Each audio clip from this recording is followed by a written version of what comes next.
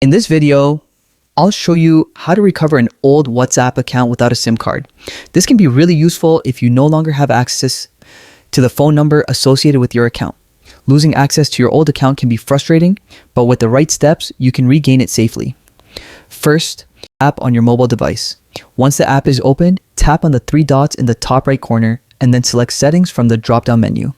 Make sure your app is updated to the latest version to avoid any issues during this process. Next, scroll down and tap on Help and Feedback, then select Help Center. Chatta. Here you'll see a list of different topics and options that WhatsApp provides for account-related issues.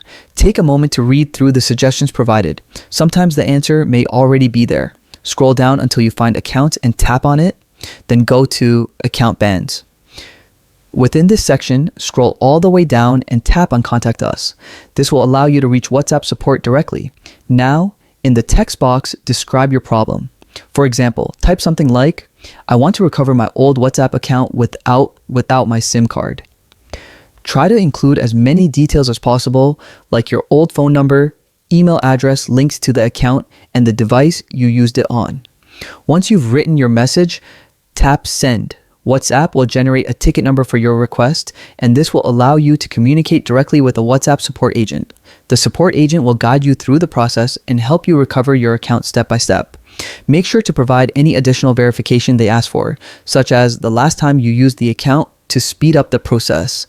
Patience is key, as it may take a little time for support to respond, especially if they need to verify multiple details. And that's it. It should help you regain access to your old WhatsApp account without needing your original SIM card. Always remember to keep your account information safe and backed up to avoid losing access in the future. If you found this video helpful, don't forget to give it a thumbs up and subscribe to our channel for more useful tech tips and tutorials. Happy WhatsApp using.